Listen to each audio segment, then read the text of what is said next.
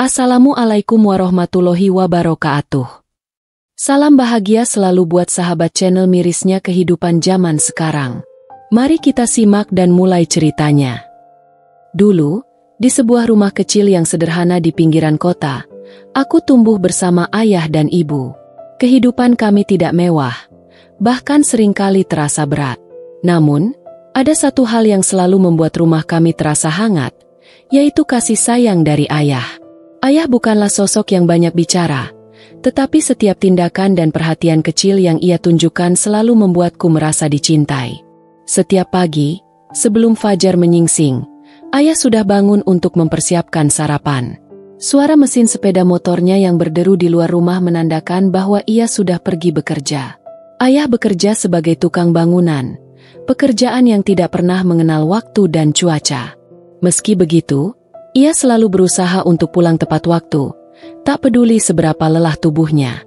Malam itu, seperti biasa, aku menunggu ayah pulang.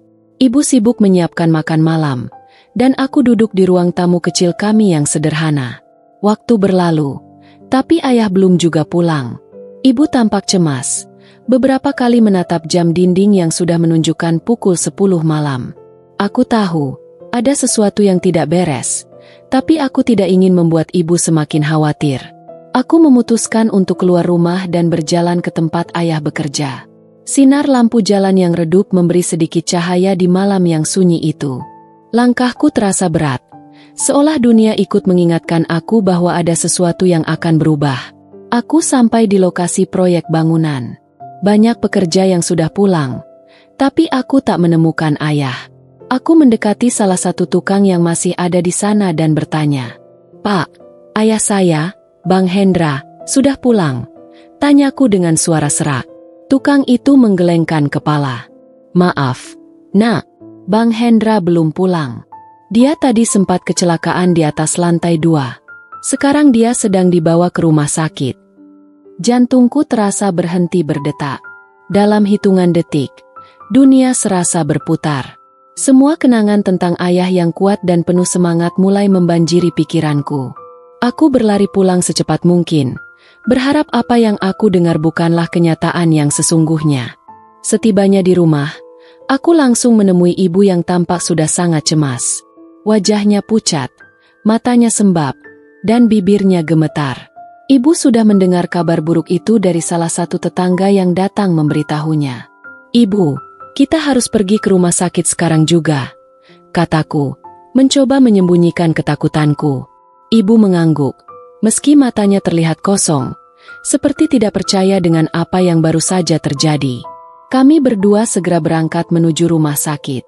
Dalam perjalanan, aku hanya bisa menggenggam tangan ibu dengan erat. Hatiku terasa hancur. Bayangan tentang ayah yang selalu tegar di hadapanku, yang selalu melindungiku, kini tergantikan oleh perasaan cemas dan takut. Setiap detik yang berlalu terasa begitu lama, seolah waktu ingin mempermainkan perasaanku. Sesampainya di rumah sakit, suasana di ruang UGD sangatlah ramai. Banyak keluarga yang tampak menunggu, wajah mereka penuh kekhawatiran. Aku berlari menuju meja pendaftaran, mengabaikan kerumunan orang yang sedang bercakap-cakap. "Permisi, ayah saya, Bang Hendra. Bagaimana keadaannya?" Tanyaku terburu-buru. Suara hampir tak terdengar karena ketegangan yang merasuk ke dalam diriku. Petugas di meja itu menatapku dengan tatapan yang serius, lalu memberi tanda agar kami menunggu. Hati ini semakin tak menentu. Tak lama kemudian, seorang dokter keluar dari ruang perawatan dengan ekspresi yang membuatku tidak sanggup menatap wajahnya. "Maaf, saya sudah berusaha semaksimal mungkin, tapi kondisi Bang Hendra sangat parah. Kami harus segera melakukan operasi," katanya dengan suara pelan, seolah ingin menyampaikan kabar buruk itu dengan cara yang paling lembut. Ibu menggenggam tanganku semakin erat, namun aku bisa merasakan bagaimana tubuhnya mulai gemetar. Wajah ibu semakin pucat, dan aku tahu, ia sedang berjuang untuk tetap kuat. Namun, aku tahu, di dalam hati kami masing-masing, ada rasa takut yang sama. Takut kehilangan sosok yang selama ini menjadi sumber kekuatan kami. Malam itu, kami menunggu dengan cemas. Waktu terasa berlalu dengan begitu lambat. Setiap langkah dokter yang keluar dari ruang UGD semakin memperburuk ketegangan di antara kami. Aku berdoa dalam hati, berharap bahwa semuanya akan baik-baik saja, berharap bahwa ayahku, pria yang selalu ada untuk kami, akan kembali pulih dan kami bisa kembali merasakan kebersamaan yang selama ini kami anggap biasa. Namun, takdir berkata lain. Waktu berlalu dengan penuh kecemasan. Ibu duduk diam di bangku ruang tunggu. Tangannya menggenggam erat tas kecil yang ia bawa, sementara aku berjalan mondar-mandir, tak tahu harus berbuat apa. Suasana di rumah sakit terasa semakin sunyi. Hanya terdengar suara langkah kaki dokter dan perawat yang hilir mudik. Tetapi bagi kami, setiap detik terasa seperti beban yang semakin berat. Setelah beberapa jam yang terasa seperti seabad, seorang dokter keluar dari ruang perawatan. Wajahnya serius, dan aku bisa melihat kesedihan di matanya. Ibu langsung berdiri dan mendekat. Matanya basah. "Dok, bagaimana keadaan suami saya?" tanya ibu dengan suara bergetar, penuh harap. Dokter itu menghela napas dalam-dalam. "Kami sudah berusaha, Bu. Tapi kondisi Bang Hendra sangat kritis.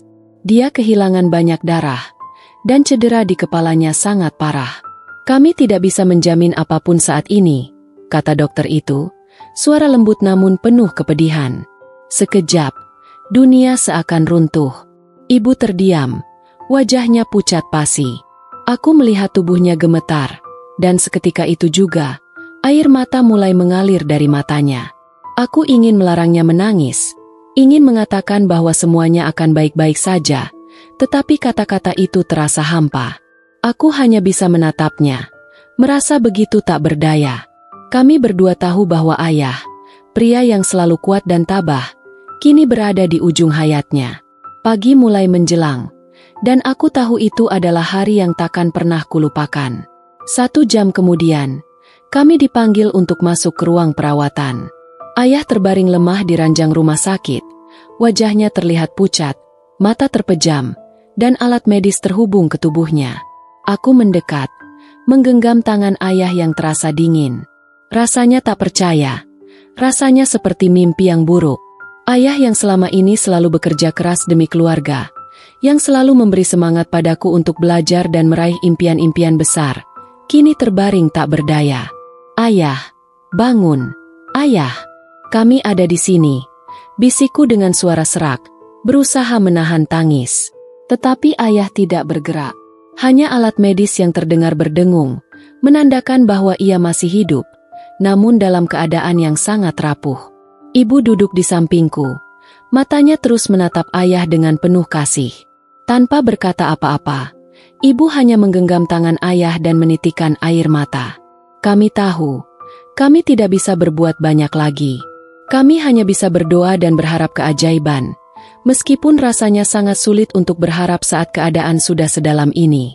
Di dalam hati, aku tahu bahwa ayah adalah orang yang kuat. Dia telah melewati banyak hal dalam hidupnya, kesulitan, kerja keras, dan cinta yang tak terhingga untuk keluarganya. Namun, sekarang, ayah hanya bisa terbaring di sana, dan aku merasa begitu tak berdaya. Aku ingin melakukan lebih banyak hal untuknya, ingin membalaskan semua pengorbanannya. Tapi aku hanya bisa duduk di sana, berharap agar waktu bisa mempersembahkan keajaiban. Kembali, aku merasakan betapa rapuhnya kehidupan ini. Semua yang aku anggap pasti, ternyata bisa hilang begitu saja. Semua yang aku anggap kuat, ternyata bisa jatuh dan terkapar. Dalam kesunyian itu, hanya satu hal yang tetap jelas dalam hatiku. Ayah adalah ayah terbaik yang pernah ada. Dan aku akan selalu mencintainya, apapun yang terjadi. Hari-hari setelah kejadian itu seperti sebuah mimpi buruk yang tak kunjung berakhir. Ayah tidak pernah terbangun lagi.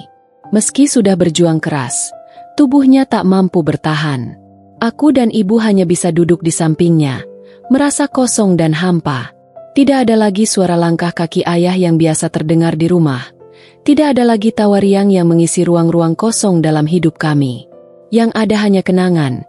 Kenangan akan seorang ayah yang selalu hadir untukku, yang selalu memberikan segalanya untuk kebahagiaan kami. Ketika akhirnya dokter mengonfirmasi bahwa ayah telah meninggal dunia, rasanya dunia ini terhenti sejenak.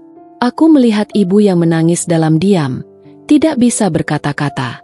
Rasa sakit yang kami rasakan seakan menghancurkan semua kekuatan yang pernah kami miliki. Aku ingin berteriak, ingin berlari keluar dan berharap semuanya hanya sebuah ilusi, tetapi kenyataan tidak bisa diubah. Pemakaman ayah berlangsung sederhana, seperti yang ayah inginkan. Hanya keluarga dekat yang hadir, beberapa tetangga, dan teman-teman kerja ayah. Aku berdiri di samping ibu, memandang liang kubur yang semakin tertutup. Ayah, pria yang selalu memberi tanpa meminta apapun, kini terbaring di sana. Aku tahu, apapun yang terjadi, dia akan selalu menjadi bagian dari kami. Cinta yang dia berikan tidak akan pernah hilang, meski tubuhnya telah tiada. Setelah pemakaman, aku dan ibu kembali ke rumah. Rumah yang kini terasa begitu sepi tanpa kehadiran ayah. Aku duduk di ruang tamu, menatap kursi favorit ayah yang selalu dia duduki sepulang kerja. Semua kenangan itu mengalir deras. Aku teringat bagaimana ayah selalu membangunkanku di pagi hari, memberikan semangat agar aku belajar dengan giat, dan mengingatkanku untuk selalu berbuat baik kepada sesama. Ayah tidak pernah banyak bicara tentang impiannya, tetapi aku tahu dia selalu ingin melihat aku sukses dan bahagia. Maafkan aku, ayah, bisikku perlahan. Air mataku jatuh. Meskipun sudah terlalu banyak air mata yang tumpah, aku akan melanjutkan apa yang ayah ajarkan. Aku akan berusaha keras, seperti yang ayah selalu lakukan. Ibu duduk di sampingku, menggenggam tanganku erat. Ia menatapku dengan penuh harap. Ayah sudah memberikan semuanya untuk kita. Sekarang, kita yang harus melanjutkan hidup ini. Kita harus tetap kuat. Nak, ayah ingin kita bahagia, kata ibu dengan suara yang masih bergetar, namun penuh keteguhan. Dan aku tahu, meskipun ayah sudah tiada, cintanya akan selalu ada dalam setiap langkah hidupku. Aku berjanji pada diriku sendiri untuk menjadi lebih baik, untuk menghargai setiap detik yang diberikan, dan untuk melanjutkan perjuangan yang ayah mulai. Sebab, ayah adalah contoh terbaik yang pernah ada dalam hidupku. Ayah adalah ayah terbaikku. Kini, setiap kali aku melihat langit senja, aku merasa seolah ayah sedang tersenyum padaku, memberi semangat agar aku terus berjuang. Walaupun aku tak bisa lagi melihat wajahnya, aku tahu dia selalu ada dalam setiap doa dan langkahku. Terima kasih, ayah, untuk segala cinta dan pengorbananmu. Kamu akan selalu menjadi pahlawan dalam hidupku.